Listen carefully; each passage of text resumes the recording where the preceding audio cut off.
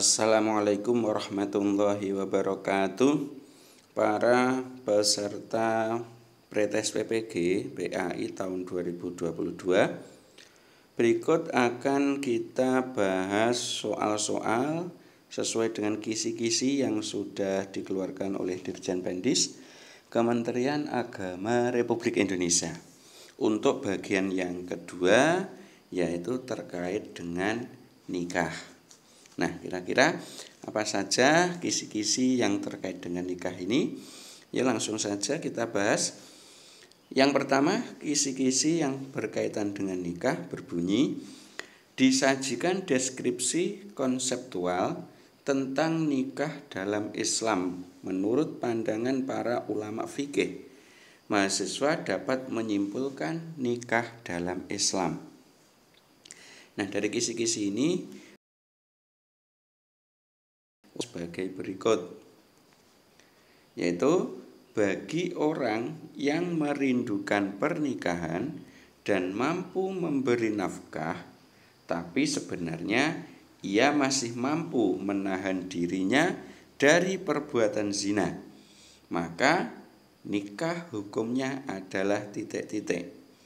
Apakah A. wajib, atau B. sunnah, atau C. makruh, atau D. haram. Kira-kira nikah yang model seperti ini hukumnya bagaimana? Maka di sini kita harus mengetahui hukum-hukum nikah. Jadi pembahasannya ada beberapa hukum nikah. Yang pertama, nikah itu dihukumi wajib jika orang tersebut mampu memberi nafkah dan takut terjerumus zina. Ini nikahnya menjadi wajib.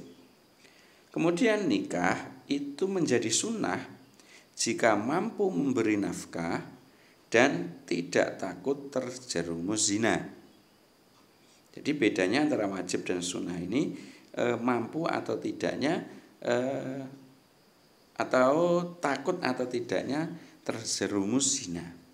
Kemudian kalau haram itu jika tidak mampu memberi nafkah, baik itu nafkah lahir maupun nafkah batin, itu adalah haram. Nah, dari beberapa hukum nikah ini dan kita lihat soalnya tadi, maka soalnya tadi adalah mampu memberi nafkah tapi tidak takut terjerumus zina. Berarti jawabannya adalah sunnah. Kalau mampu tapi takut terjerumus zina itu berarti wajib. Kalau tidak mampu semua berarti haram. Itu ya. Itu adalah kisi-kisi yang pertama. Kemudian sekarang kita lanjut kisi-kisi yang kedua. Bunyi dari kisi-kisi yang kedua adalah diberikan deskripsi konseptual tentang tujuan pernikahan dalam Islam menurut pandangan ulama fikih. Mahasiswa dapat menyimpulkan monogami dalam Islam. Nah, ini adalah kisi-kisinya.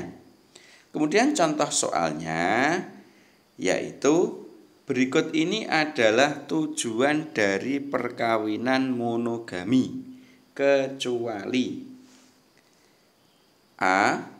naluri kebapaan dan keibuan berkembang dalam menaungi anak di masa kanak-kanak, atau B. untuk menghantarkan keluarga bahagia akan lebih mudah karena tidak terlalu banyak beban. Yang C. memberikan landasan modal utama dalam pembinaan kehidupan rumah tangga bahagia. Yang D. lebih mudah untuk menetralisir sifat cemburu dan iri hati dalam kehidupan istri sehari-hari. Nah, ini tujuan perkawinan monogami kecuali, ya. Kita harus tahu dulu apa tujuan monogami itu. Monogami itu adalah laki-laki yang beristri satu, mono, ya. Nah, tujuan pernikahan monogami yang pertama yaitu untuk memberikan landasan dan modal utama dalam pembinaan keluarga yang harmonis, sejahtera, dan bahagia. Tujuan yang kedua yaitu tidak terlalu banyak beban sehingga lebih mudah bahagia. Dan tujuan yang ketiga yaitu pernikahan monogami itu lebih mudah mencapai tujuan itu, lebih mudah meredam cemburu istri. Nah, ini 3 tujuan dari pernikahan monogami. Nah, karena tadi soalnya itu kecuali atau yang bukan, berarti yang bukan dari tujuannya adalah yang A ini. Kalau yang B, C, dan D itu semua termasuk tujuan dari pernikahan monogami. Oke ya. Berikutnya soal yang ketiga.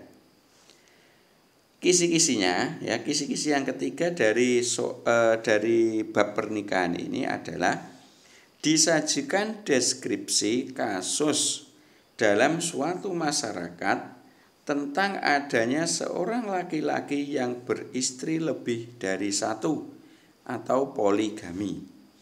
Mahasiswa dapat menelaah poligami dalam ajaran Islam. Kalau yang nomor 2 tadi monogami, artinya itu laki-laki yang beristri satu.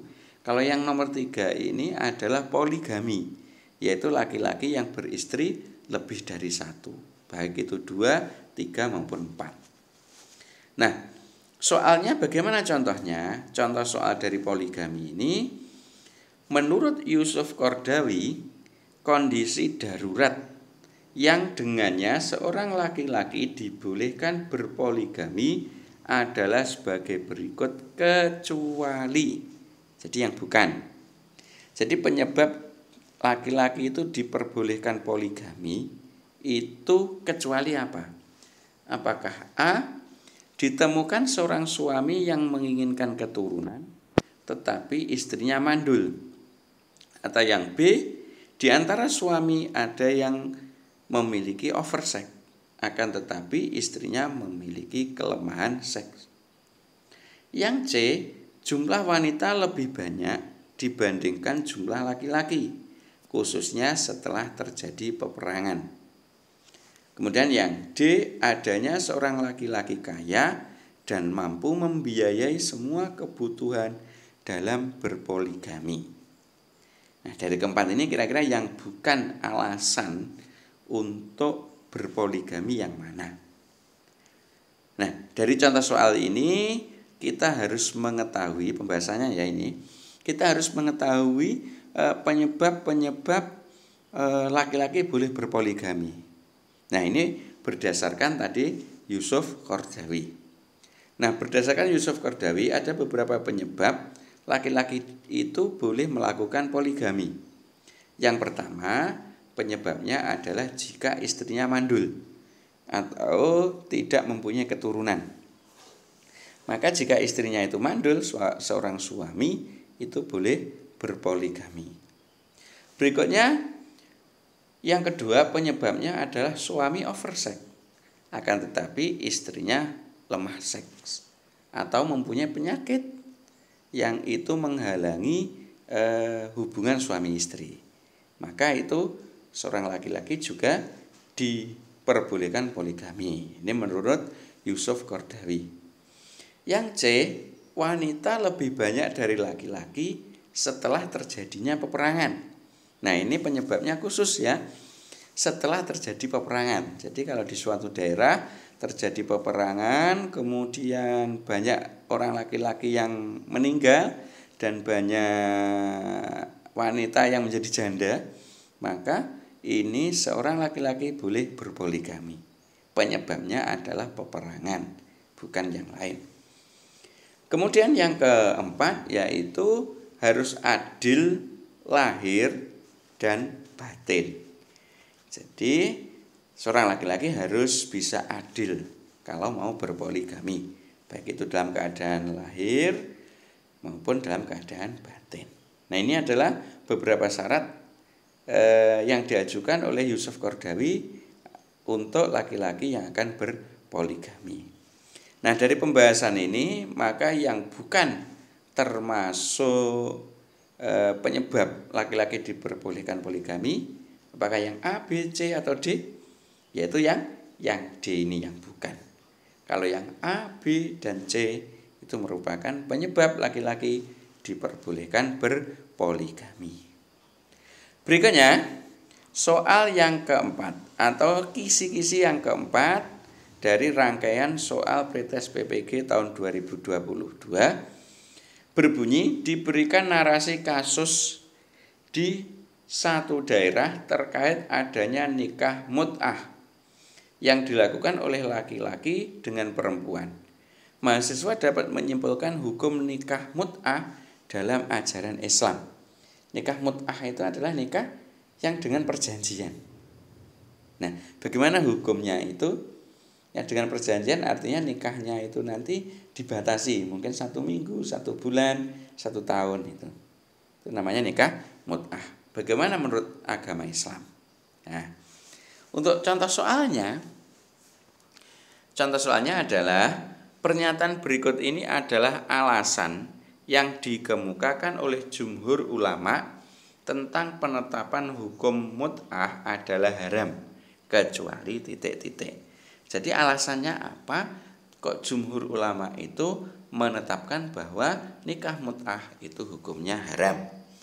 Apakah A, alasannya kebolehan nikah mut'ah itu sudah dihapus hukumnya, atau B, menimbulkan mudarat bagi kehidupan keluarga, atau yang C, terjadi perlakuan diskriminatif terhadap para wanita, atau yang D, bagian dari hak suami untuk memperlakukan istrinya. Ini yang bukan alasan, ya, yang bukan alasan bahwa nikah mut'ah itu haram. Ini berdasarkan jumhur ulama. Kira-kira yang mana jawabannya? Nah, kita bahas bahwa nikah mut'ah itu hukumnya pada saat dulu, saat zaman Nabi Muhammad, ya, di awal-awal Islam itu diperbolehkan, ya, karena masih pada masa transisi, kemudian akhirnya itu dilarang atau diharamkan. Alasannya yaitu karena banyak menimbulkan mudarat. Selain itu, menyebabkan diskriminatif terhadap perempuan, sehingga sekarang itu nikah mut'ah diharamkan secara mutlak meskipun dalam keadaan darurat. Ya, kalau di awal-awal kemarin, pada saat awal-awal masuk Islam zaman Nabi itu memang diperbolehkan. Tapi seiring perkembangan zaman itu dilarang. Nah, dari pembahasan ini berarti penyebab tentang nikah mut'ah itu diharamkan kecuali yang bukan penyebab adalah yang D. Ya, kalau yang A, B, C itu merupakan penyekah atau penyebab nikah mut'ah itu diharamkan. Tuh.